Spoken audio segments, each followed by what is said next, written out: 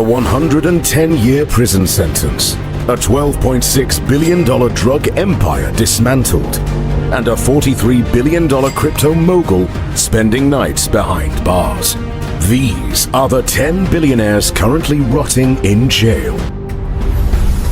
Welcome to Prime Rankings. We bring you the most unforgettable moments from game shows and reality TV, where tension and excitement are at their peak. Plus, we also dive into the world of luxury, ranking the most expensive items and revealing the lifestyles of the rich and famous. So if you love luxury lifestyles and jaw-dropping TV moments, make sure to hit that subscribe. Now, let's get back to the video. Number 10. Alan Stanford, the 110-year sentence. A name that used to symbolize success and prestige in the world of finance. In the early 2000s, Stanford was living a life that most people could only fantasize about. He owned private jets, luxury yachts, and even cricket teams. He transformed his Stanford International Bank in Antigua into a billion-dollar enterprise, attracting clients from all over the globe with promises of high returns. The island was practically his playground, where he hosted grand events and rubbed shoulders with politicians and celebrities. But behind this facade of wealth and sophistication lay a $7 billion Ponzi scheme. For over 2 decades, Stanford convinced investors to buy fraudulent certificates of deposit, ensuring them that their money was safe and growing in the Caribbean. But in reality, Stanford was using his new investors' money to pay off earlier investors, a classic Ponzi operation. When the scheme finally collapsed in 2009, thousands of people lost their life savings. In 2012, a U.S. court sentenced him to 110 years in prison, making it one of the harshest sentences ever given to a financier. During the trial, Stanford remained defiant, denying any wrongdoing and blaming the collapse on a global conspiracy. His refusal to take responsibility likely played a role in the judge's decision to impose such a severe sentence. Today, at 74, Stanford spends his days in a high-security prison, far removed from the luxury he once enjoyed. He's been ordered to pay nearly $6 billion in restitution, but many of his victims still haven't seen a penny. It's a tragic tale of deceit and a stark reminder of how quickly a golden empire can crumble. Now, Stanford's Ponzi scheme might have destroyed thousands of lives, but at least he didn't have to dig tunnels or dodge hitmen to stay free. This next billionaire did all that and still ended up in a cell. Meet Joaquin El Chapo Guzman, the drug lord who ran his empire like a Hollywood thriller. Number 9. Joaquin El Chapo Guzman, the drug lord's downfall. From white-collar crime, we shift to the violent underworld, where El Chapo's story is one of power, violence, and a relentless pursuit of dominance in the drug trade. As the head of the Sinaloa cartel, one of the most powerful drug trafficking organizations in the world, he orchestrated the shipment of hundreds of tons of cocaine, heroin, methamphetamines, and marijuana into the United States. His cartel is believed to have controlled up to 25% of the drug flow from Mexico to the US at its peak. El Chapo's ability to evade capture made him a legend in the drug world. In 2001, he famously escaped from a high-security Mexican prison by hiding in a laundry cart. And when he was recaptured in 2014, he managed to pull off an even more spectacular escape, this time through a mile-long tunnel that opened right into his prison cell. But by 2016, the Mexican government had had enough, and under heavy pressure from the US, extradited him to face justice on American soil. In 2019, after a sensational trial in Brooklyn that exposed the inner workings of the cartel, El Chapo was found guilty on all counts, including drug trafficking, money laundering, and engaging in criminal enterprise. The court ordered him to forfeit $12.6 billion, money he allegedly made through his drug operations. Today, he's serving a life sentence at ADX Florence, a supermax prison known as the Alcatraz of the Rockies. It's a far cry from the vast wealth and influence he once wielded, and even his family's attempts to help him escape again have been in vain. El Chapo went from being one of the most feared men in the world to living in total isolation. A cautionary tale of how absolute power often leads to absolute downfall. But not all billionaires need guns and drugs to wreak havoc. Some exploit the powerless in the shadows. Up next, let's unravel the dark secrets behind Prakash Hinduya's luxury life in Switzerland and the workers trapped beneath it. Number 8. Prakash Hinduya, the cost of exploitation. He was one of the patriarchs of the wealthy Hinduya family and enjoyed decades of luxury and power before his legal troubles caught up with him. Prakash and his family built an industrial empire with interests ranging from information technology to real estate, earning them a net worth of about $20 billion. But in 2023, Prakash's reputation came crashing down in a scandal that involved the exploitation of workers at his lavish Swiss villa. Prakash, along with his wife, son, and daughter-in-law, was accused of mistreating domestic workers who were brought over from India. These workers were promised better lives, but what awaited them was a grim reality. Their passports were taken away. They were confined to the villa, working up to 18 hours a day for meager wages deposited in Indian banks. Wages they couldn't even access while in Switzerland. The workers described a climate of fear, and reports revealed that they sometimes slept on basement floors, lacking basic human comforts. In the court, the family faced serious charges of human trafficking, but these were ultimately dismissed, and they were convicted of exploiting the workers instead. The judge handed Prakash and his relatives sentences of 4 to 4.5 years each. The family's defense team argued that Prakash's failing health should warrant leniency, but the court was unmoved. Authorities even seized some of their assets, including precious jewels, as a precaution for potential penalties. It's a dramatic fall from grace for a billionaire who once enjoyed the good life in Switzerland. But what happens when billions aren't enough to protect you from national security threats? Changpeng Zhao, the crypto king, thought he could outrun regulations until the law caught up with him. Number 7. Changpeng CZ Zhao, the crypto king behind bars. Better known as CZ, this guy was a titan in the cryptocurrency world. As the founder of Binance, the world's largest crypto exchange, CZ amassed a fortune estimated at $43 billion. But unlike some of the others on this list, his crime wasn't about violent acts or exploitation.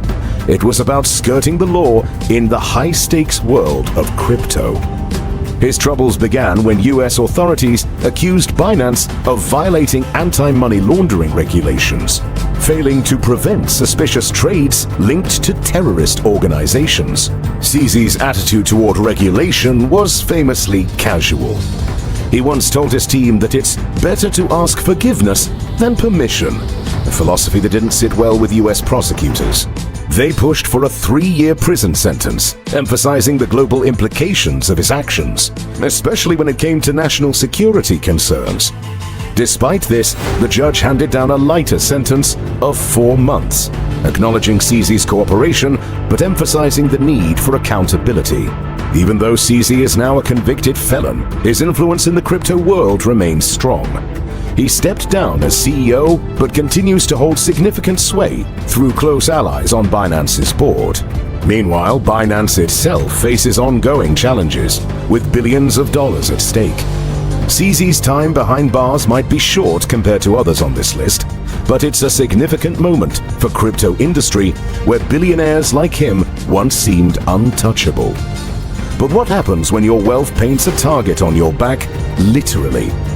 The next billionaire crossed paths with the wrong political power and paid with a decade behind bars.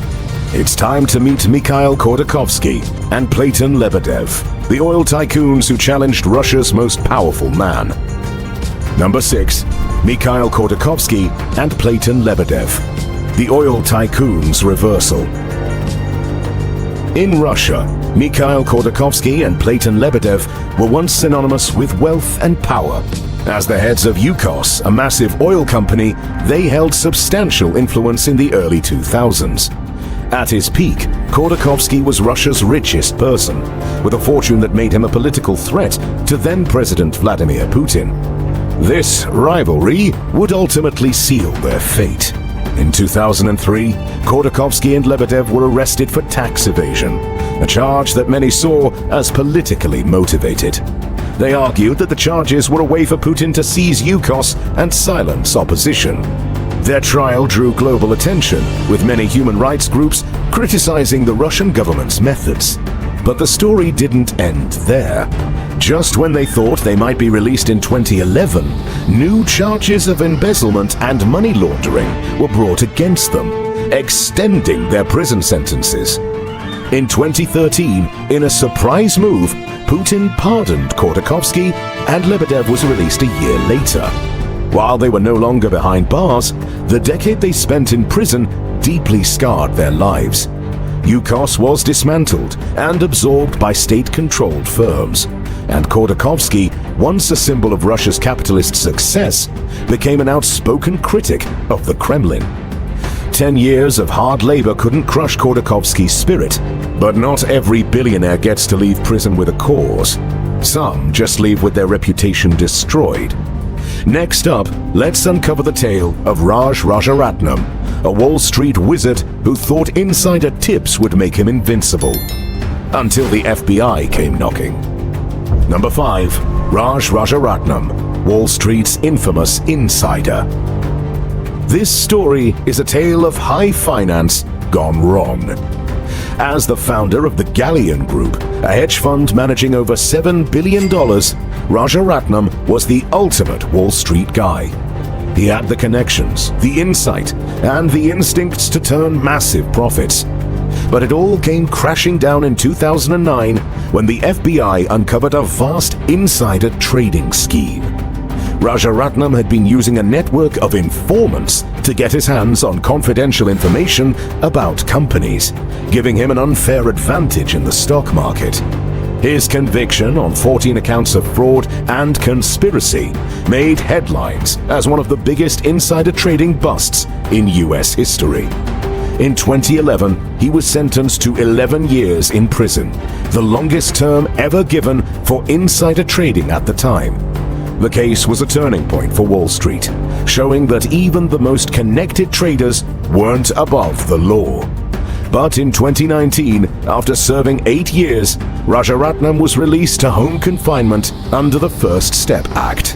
And as shocking as that is, wait till you hear about the billionaire who bribed doctors to fuel an opioid crisis, turning healthcare into a deadly game. Meet John Kapoor, the man behind the pharmaceutical scandal that rocked America. Number 4. John Kapoor, the opioid crisis kingpin. The founder of Insys Therapeutics wasn't running a typical pharmaceutical company. His business was built on a dark secret, bribing doctors to prescribe his company's powerful fentanyl spray, Subsys, even when it wasn't medically necessary.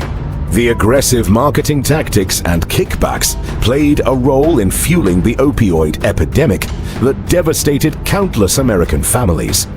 Kapoor's downfall began when federal authorities launched a criminal investigation into Insys practices. The evidence showed how the company pressured doctors to prescribe higher doses of the addictive drug, leading to a surge in misuse and overdoses. In 2020, Kapoor was sentenced to 5.5 years in prison, becoming the first billionaire pharmaceutical executive to face such severe punishment for his role in the opioid crisis. In a twist, Kapoor was granted a transfer to home confinement in June 2023 due to the impact of the COVID-19 pandemic on prison populations. But our next billionaire went further. He flouted election laws and committed immigration fraud. Meet Hui Qin, a Chinese billionaire who thought aliases could buy him freedom. Number 3. Hui Qin, from billionaire to exile. This guy once enjoyed a life of luxury between Hong Kong and New York. But beneath his lavish lifestyle lay a network of fraud. Qin used multiple aliases, including Muklam Li, to deceive authorities and hide assets. In one scheme, he reimbursed straw donors to secretly funnel political contributions to US candidates, violating election laws. He also submitted a fraudulent green card application, lying about his use of aliases. Under one false name, he transferred $5 million from China to the US and used part of it to purchase a luxury Manhattan apartment. Qin even traveled from New York to Florida to illegally obtain a driver's license using false information. His deceit unraveled in 2023 when federal investigators arrested him, and by March 2024, Qin pleaded guilty to all charges. A judge sentenced him to 7 months in prison and ordered his deportation. Qin's days in the US are now over. He will be removed to a country other than China immediately after his sentence ends. While his fall was fueled by corruption, wait until you hear about the woman who built her entire empire off of deception. Number 2, Elizabeth Holmes. From Silicon Valley star to prison inmate. Elizabeth Holmes wasn't just a tech entrepreneur, she was the face of a new era of healthcare. With her deep voice, black turtlenecks, and comparisons to Steve Jobs, Holmes cultivated an image that fascinated Silicon Valley and Wall Street alike. Investors like Rupert Murdoch to Larry Ellison poured millions into Theranos, believing it could change the future of medicine. But behind the glossy PR, the reality was much darker. The blood testing technology Holmes claimed to have developed never worked as promised. Patients were given inaccurate test results, with some receiving terrifying false diagnoses for diseases like cancer and HIV. For years, Holmes dodged scrutiny by carefully controlling information, even going so far as to silence whistleblowers within her company. Former employees described an environment of fear, where any questioning of the technology was met with immediate backlash.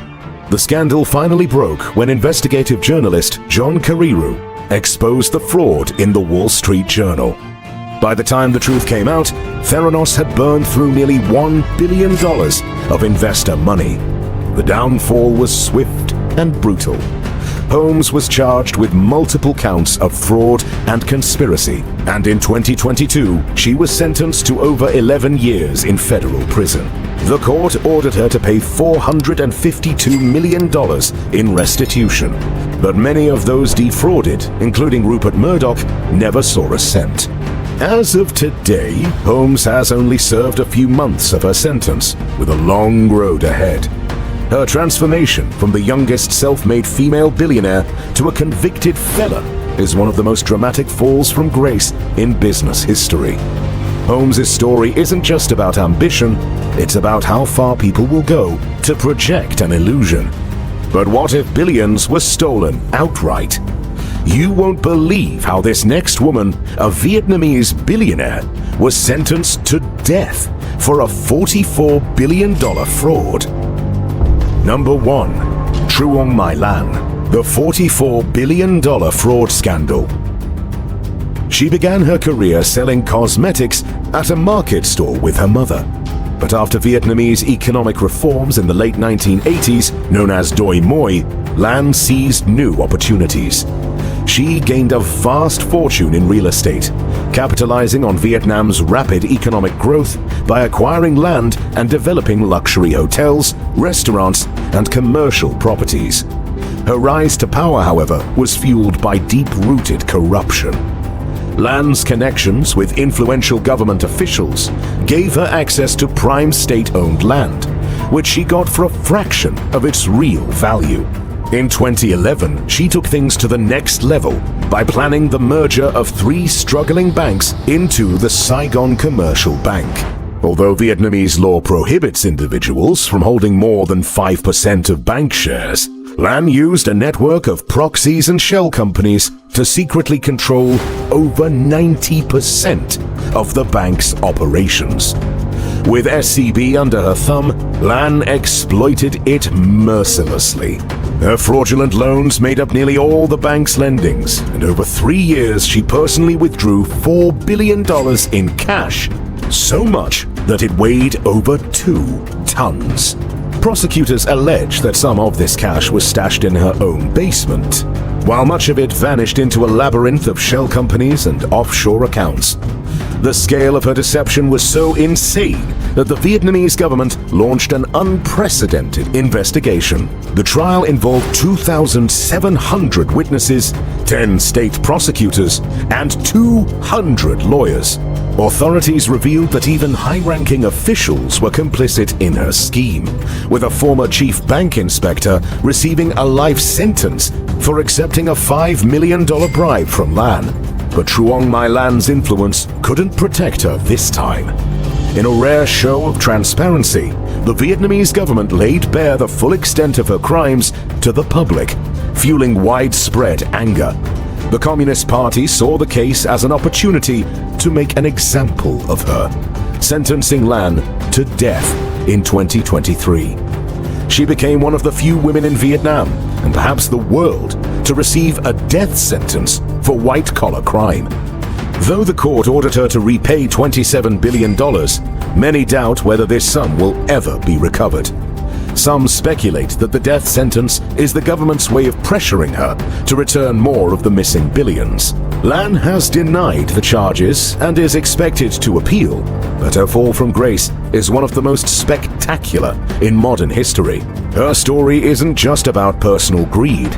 It's about the dangers of unchecked power in a rapidly changing economy. Lan's case has become a key chapter in Vietnam's Blazing Furnaces anti-corruption campaign, which has already seen 2 presidents, multiple ministers, and hundreds of officials disciplined or imprisoned. Her fate now lies in the hands of the courts, but the damage she caused will haunt the Vietnamese banking sector for years to come. And that wraps up your look at the 10 billionaires whose fortunes couldn't save them from prison.